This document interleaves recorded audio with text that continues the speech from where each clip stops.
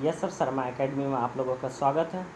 तो हम लोग पॉलिटी का क्विक रिवीजन पढ़ रहे थे। उसमें से 73वां संविधान संशोधन पढ़ चुके थे और 74वां संविधान संशोधन के ऐतिहासिक पृष्ठभूमि को देख चुके थे। ठीक है, आज हम बात करने वाले हैं उस 74वें संविधान संशोधन अधिनियम 1992 की मुख्य विशेषताएं क्या थी। ठीक है, तो नगर निकायों का स्तर अगर देखें तो ये 3 स्तर था।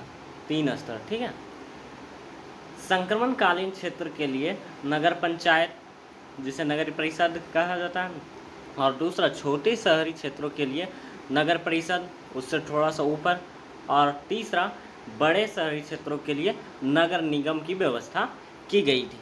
ठीक है, अगर इसका कार्यकाल की बात करें तो इसका कार्यकाल 5 वर्ष होता है और चुनाव जो होता है नगर पालिका चुनावों के संचालन, अधीक्षण और नियंत्रण के लिए एक स्वतंत्र राज्य निर्वाचन आयोग होता है। ठीक है, राज्य निर्वाचन आयोग के द्वारा किया जाता है इसमें।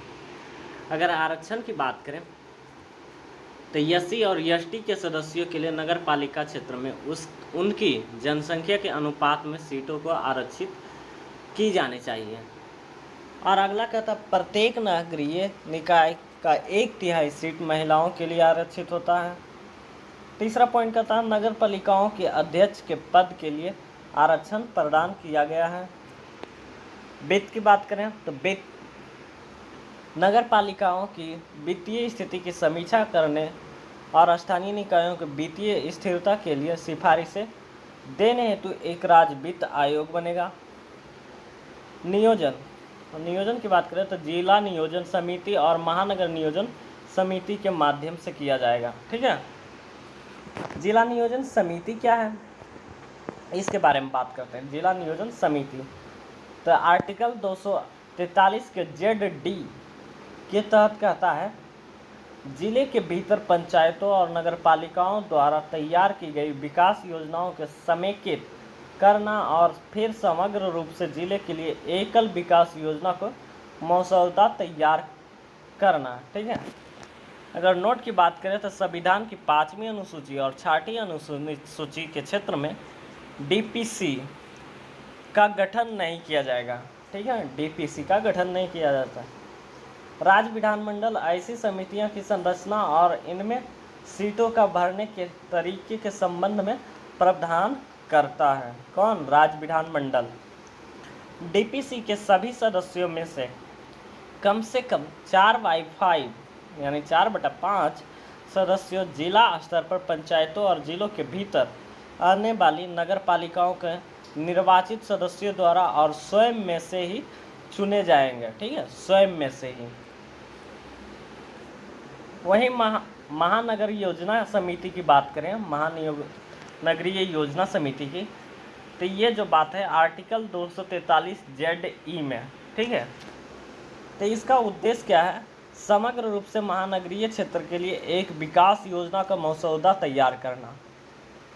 महानगरीय क्षेत्र एक पेशा क्षेत्र है जिसकी आबादी 10 लाख या उससे अधिक होती है।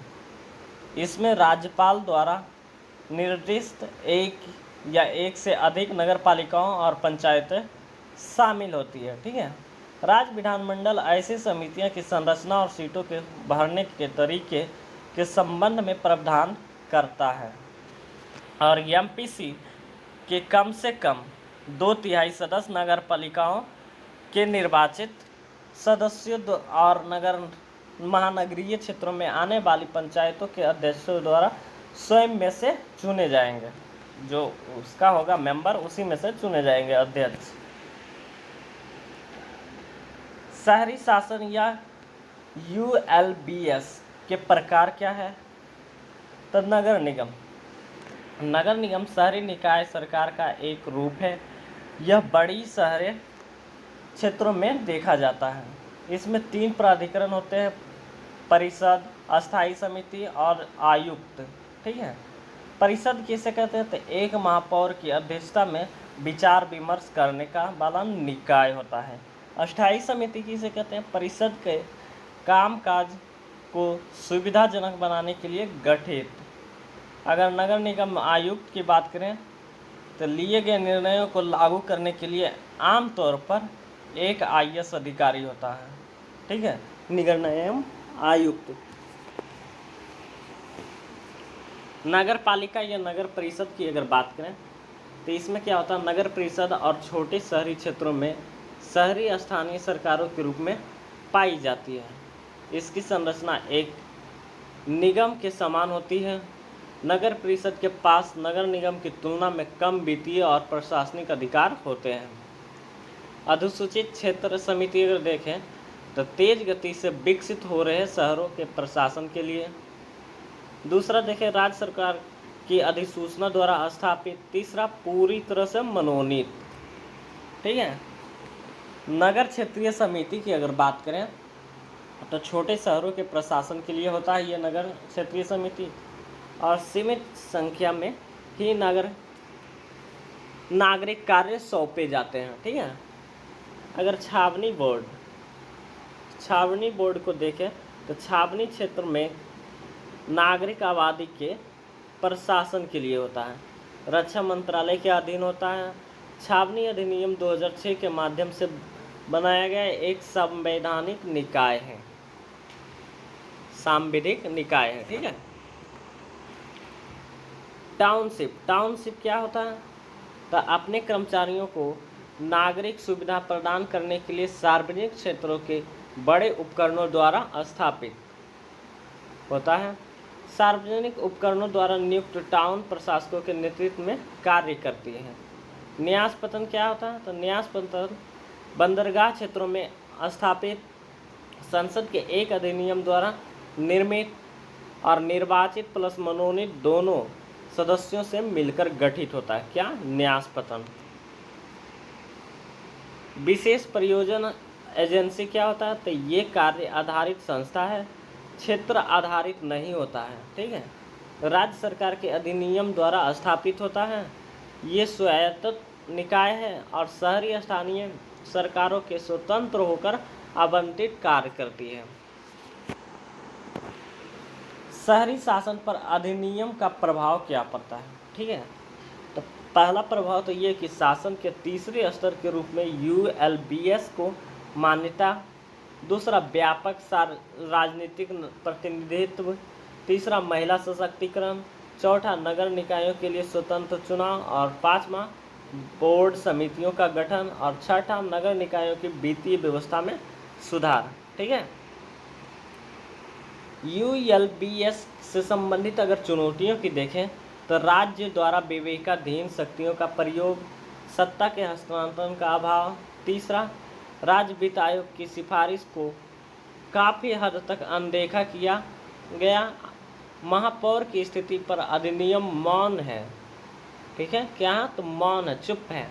GST के ULBS की वित्तीय स्थिति को और भिन्न अनिश्चित बना दिया। एक तरफ शहरी स्थानीय निकायों के वित्तीय हिस्से पर GST मौन है, तो दूसरी तरफ इसने कई स्थानीय करों को समाहित कर लिया, ठीक है। अगर शहरी शासन पर दूसरे प्रशासनिक सुधार आयोग की सिफारिश को अगर देखें तो पहला, नगर पालिका परिषद और कार्यकारी अधिकारी के कार्यों को एक ही पदाधिकारी अर्थात चेयरपर्सन या मेयर को में जोड़ा जाना चाहिए। दूसरा, नगर पालिकाओं की कानूनी और वित्तीय आवश्यकताओं को पूरा करने के लिए एक जिम्मेदार निकाय के रूप में इनकी उधार क्षमता बढ़ाई जानी चाहिए। और तीसरा, नगर पालिकाओं के लिए संसाधन विकसित करने हेतु भूमि बैंकों का लाभ उठाया जाना चाहिए। और चौथा, सभी शहरी स्थानीय निकायों पर नागरिक चार्टर होना चाहिए। और पांचवा, नगर पालिका सरकार के पास उन्हें सौंपे गए कार्यों या गतिविधियों को पूर्ण स्वायत्तता होनी चाहिए। और छठा इसका कहता है, कर निर्धारण के तरीकों को पूरी तरह से पारदर्शी और वस्तुनिष्ठ बनाया जाना चाहिए, ठीक है।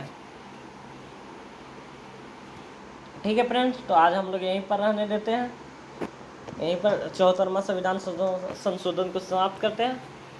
अगला टॉपिक होगा स्थानीय शासन, 5वीं और 6ठी अनुसूची, ठीक है, और उससे रिलेटेड क्षेत्र और सहकारी समितियों के बारे में भी बात करेंगे। ठीक है, तो हमारे चैनल को लाइक करें, सब्सक्राइब करें और कमेंट करें। ठीक है।